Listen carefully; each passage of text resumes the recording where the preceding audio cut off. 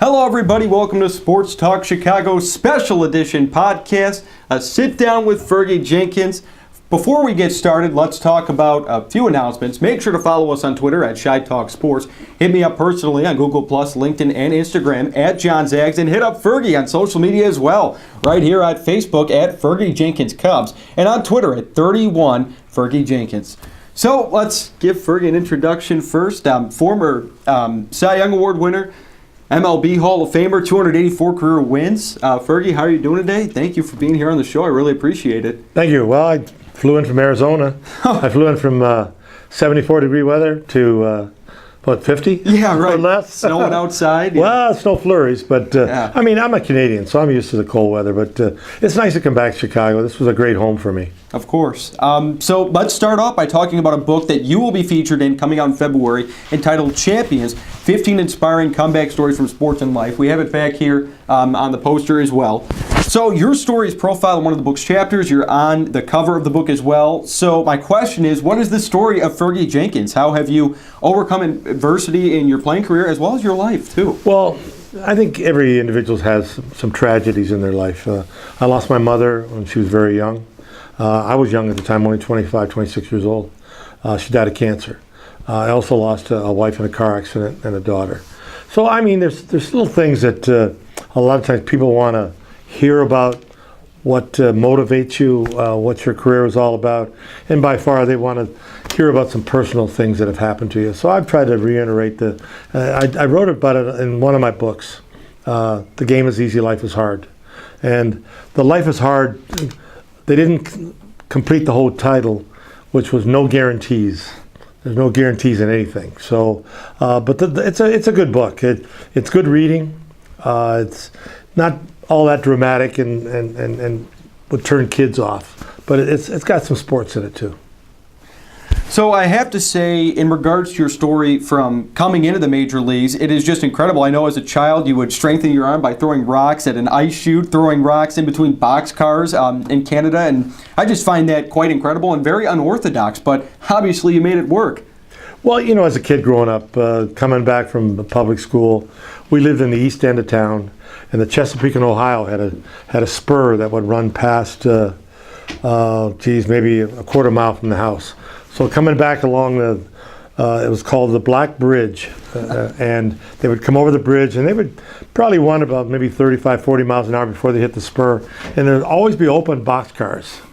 So we used to pick up rocks and try to hit the open boxcar when it was coming, or Terry's Coal Yard, when they pull in to deliver ice, there was an ice chute. Okay. And the ice chute was about 70, maybe to 100 yards away. We used to get right underneath it and try to hit the open doorway, which had a rubber chute to it, a flap.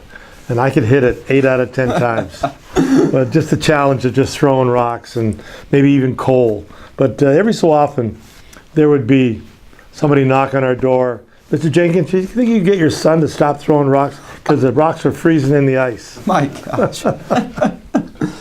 Oh, that's funny. So speaking of your writing career now, I understand that you have recently signed a book deal that will provide some in-depth looks at the 1969 Cubs season, better known in Cubs history as the year that almost was. So first, what happened in your opinion? I mean, you guys were going strong, you had a comfortable lead, then you lost 8 straight, en route to missing the playoffs. I mean, why did it occur, and was it the Black Cat? Well, to win that division took a lot of hard work, and there was only 2 divisions back then. Tough rivalry were the Mets and also the Cardinals. Cincinnati was a tough team to beat, too. I just think that we stayed in first place a little over 5 months. The month of September, we still had a 6.5 game lead with 15 to play and just didn't play well. Everybody accuses us of being tired, too many day games, but that wasn't the case. We'd get plenty of hits, I think to the point where you would play the game, get hits, but we'd hit into double plays, which was unfortunate. The double plays are a pitcher's partner, as you call pitcher's it, best friend for another pitcher. Right. So unfortunately, the Mets caught us and went past us. We won 90 plus games that season, and still we're in second division.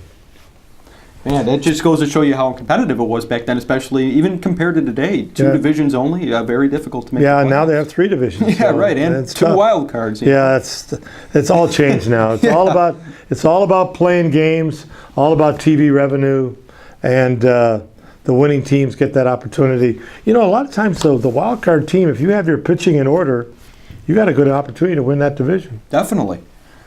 So with your book covering the inside scoop of that 1969 season, can we hear a specific story from that year, possibly one that involved the collapse or about team morale after that ending? Anything specific come to your mind?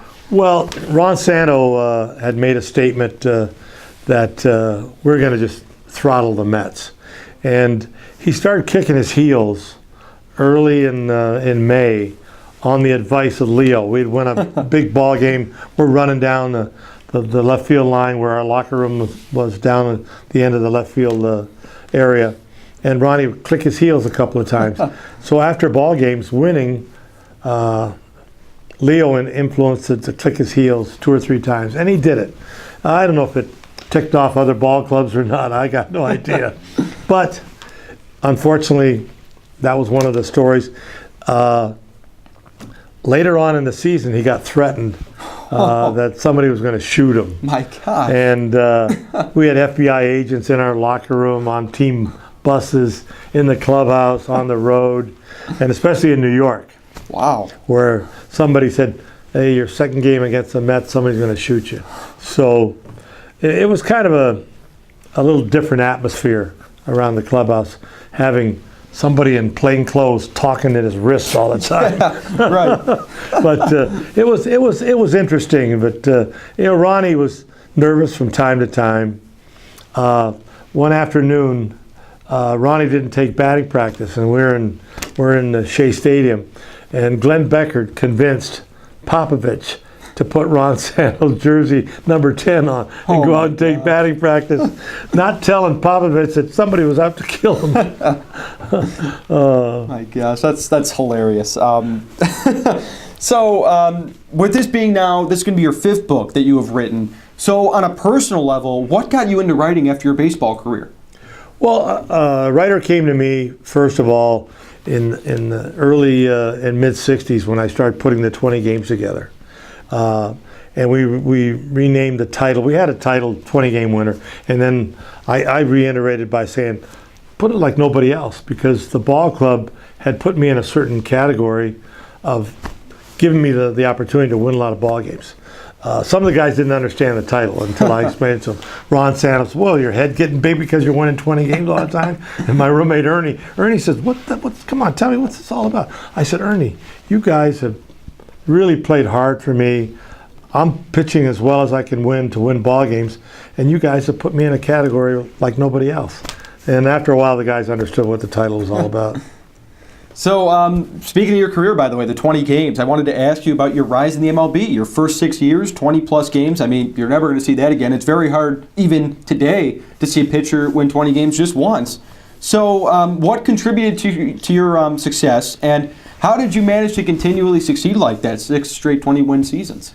Well, foremost, you got to stay healthy. Right. I pitched 21 seasons, never had a sore arm. I got hurt, I think, I had Achilles tear in Boston. That was later on. But I slid into a catcher, Pat Corrales, one time where I had a little bruised knee that swole up on me. But I only missed 1 start. I think in my career I missed 3. With my mother's funeral, I got hit with a line drive up the middle, and then sliding into a catcher. I missed 3 starts in my whole career. So I was pretty fortunate enough to being able to go to the post, as they call it, going out there and pitch. And guys supported me. I tell anybody that talks about the game of baseball, if you don't have support from your teammates, you're not going to win. So I was very fortunate enough to have the guys understand that I was out there to win. They wanted to win. I was going to pitch my damnedest to win, beat that other team. So I also noticed in your career, now you totaled 13 seasons of 200 or more innings pitched, which is also quite impressive because now, 200 innings, that's a godsend in the MLB today. So, just attributing that to your workload, right? Staying healthy and, not missing any starts. You have to assume that contributed to it as well. I think a lot of times being in pitching shape. I pitched 300 innings, I think, maybe 4 or 5 times. Getting 39 to 40 to I had 42 starts one year in Texas. Because of the fact, like I said, I never had a sore arm, knock on wood. I just wanted to go out there and play. You know, as a pitcher, every fourth game, I got that opportunity to play. Now they pitch once a week. Right. I wouldn't. What are you going to do with my time? Sit around on the bench and twiddle my thumbs if I only pitch once a week? That's, right. And you know, 25 to 28 starts is all these guys get nowadays. Correct. Yeah, much different today than it was back then. Yeah, we had a 4-man rotation. Now they have 5 or 6-man rotation. Right. So speaking of all those unbelievable stats that we just talked about, I found out that you and your agent Steve have collaborated on this commemorative stat baseball that covers all of your accomplishments in the game. So what led to the creation of this? Well, we talked about, after I seen a stat football. Okay. Tiny Archibald and Rick Barry and this guy named Dax put together a basketball and a football with different individual accomplishments on it.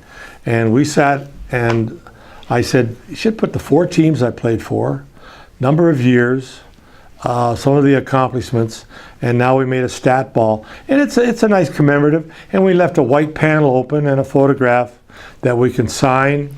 And it's a very lucrative accomplishment, and it's not that expensive. So, unfortunately, despite your legendary career, you were never able to play in a postseason game, even after you'd been traded by the Cubs.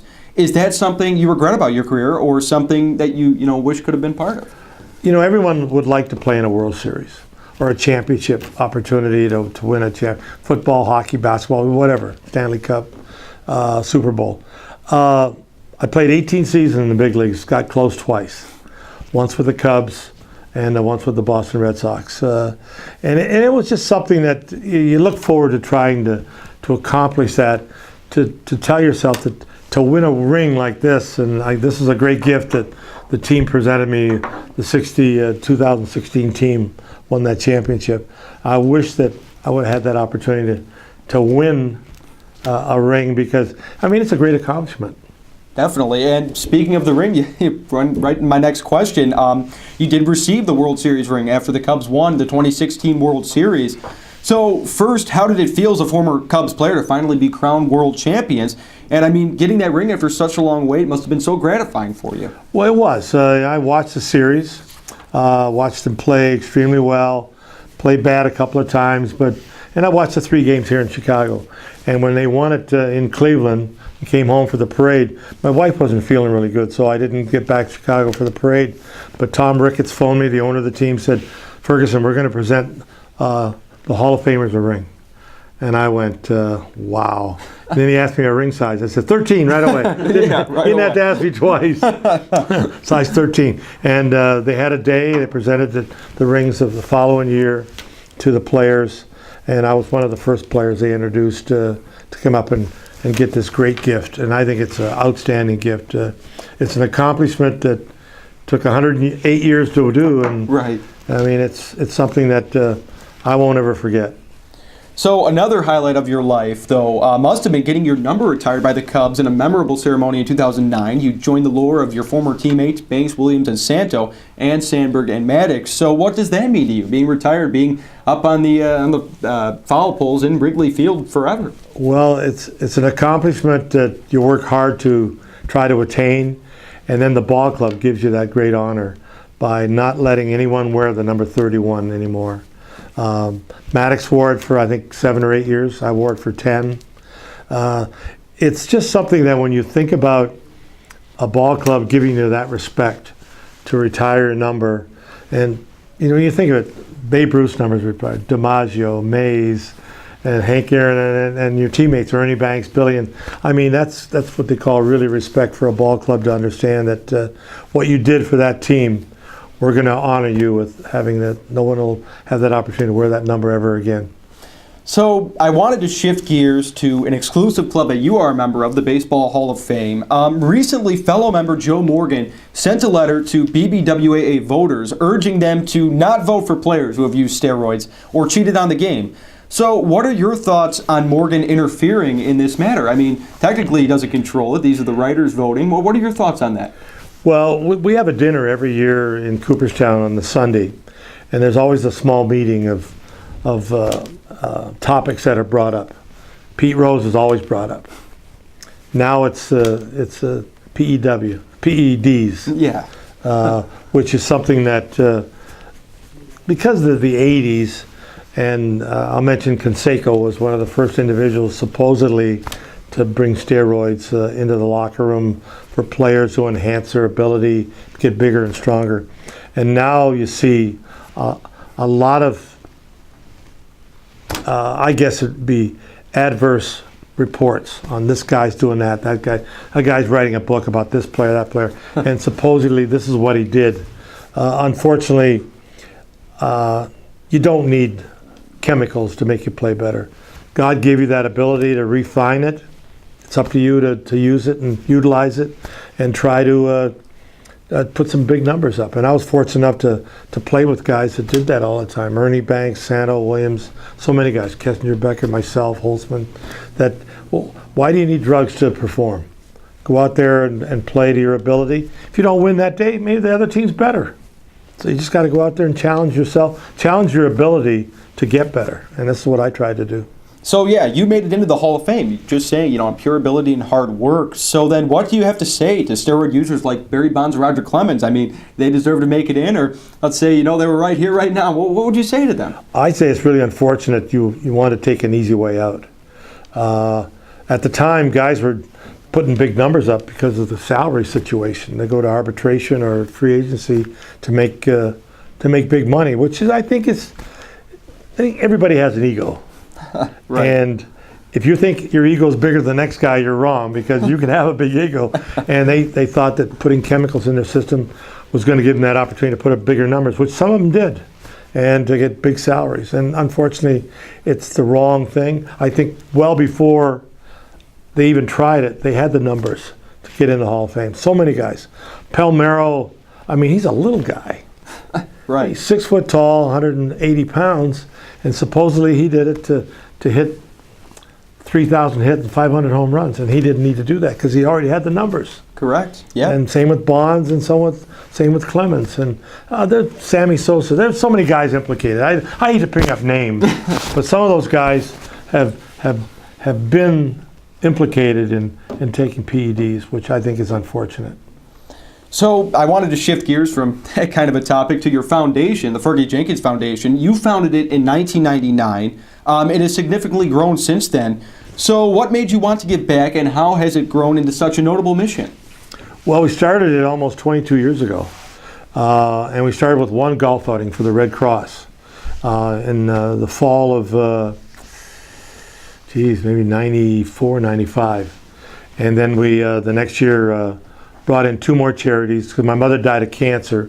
We did cancer research, and my mother lost her sight from glaucoma. Oh. So we started with the Canadian Institute for the Blind. So we had 3 major charities, and then from then on it just spread from Make-A-Wish, breast cancer, so many different charities that we've tried to involve that really, when you give monies to different charities, it makes me feel good, because the fact that playing a golf outing, we have 3 golf outings. 1 corporate, 2 celebrity. We bring in players, and it end up making it, when you think about it, making a lot of money. It depends on if the golf course wants to charge you a whole lot. So we try to utilize that opportunity. They get 2 days to play golf, a practice round, and the actual day you play. And the players play with celebrities and other people that big corporate people that want to play along with the celebrity. So that can be a lot of fun. Oh, it's very interesting. It sounds very fun. So I wanted to talk about now your years with the Globetrotters, which not many people know about. I didn't know about it personally until I did some research on these questions. So you played with the Globetrotters in 67, 68, and 69. And then you were a junior B defenseman in hockey. You nearly went pro as well. I mean, you're the whole package, an entire athlete. So how are those experiences for you, just doing multiple sports like that? I mean, that's so interesting. Well, I look back at maybe as a God-given ability. I first started off as a kid. My dad bought me skates when I was 4 years old. I started skating. Being a Canadian, every kid skates. I got an opportunity to play as high as junior B hockey. And I thought maybe with a little better coaching, who knows, I could have maybe got an opportunity to maybe go a little higher. But I think baseball, when it really came down to it, was probably my best sport. I really worked hard to be a pretty good pitcher. And the basketball end of it, that was a kind of a celebrity thing when they asked me to play, and they found out I was a decent player. So I played the off-season, 3 off-seasons with them, 67, 68, as you mentioned, 69, with Meadowlark, Curly, Leanne Hilliard, Jackie Jackson, Showboat Hall, Geese Osby. I mean, it was a lot of fun to play the third quarter every night. Kept me in pretty good shape in the off-season, and did a bunch of traveling. Yeah, definitely. So it was fun. Oh, it's really cool. So we come to our final question. You've had just a tremendous and illustrious baseball career. I mean, obviously multiple sport career now that we talked about your time with the Globetrotters and in hockey. So is there anything you look back on, something maybe you wish you could have done differently? Anything? Well, I went to an all-boys tech school, 500 boys, and one of the special courses, being a tech rat, they call them, I took drafting. And I wanted to design buildings and towns, things like that. But that never came to pass. But I look back, I designed buildings for my ranches when I had 2 ranches, especially horse buildings and cow buildings, corrals, things like that. And I had a couple of horse barns that I designed when mares would come in and they would foal. I tried to be out there a lot of times, not helping them, just watching to see if they didn't have a difficult time. And I put a bunch of corrals together for cows. When you got to brand calves, you got to run them through what they call a chute and a head squeeze. So you got to do them one at a time. And I had a pretty good sized ranch in Oklahoma. I had over 100 mama cows. Oh, wow. And 2 bulls. And it was work. I enjoyed that. I had a foreman, and the wife would helped me from time to time, but when I look back at it, it was enough work that kept me busy. Well, Fergie, thank you so much for being here on the show. This was just a complete honor, and I thank you for taking time out of your very busy schedule to join us here on SportsTalkChicago.com. Thank you. My pleasure.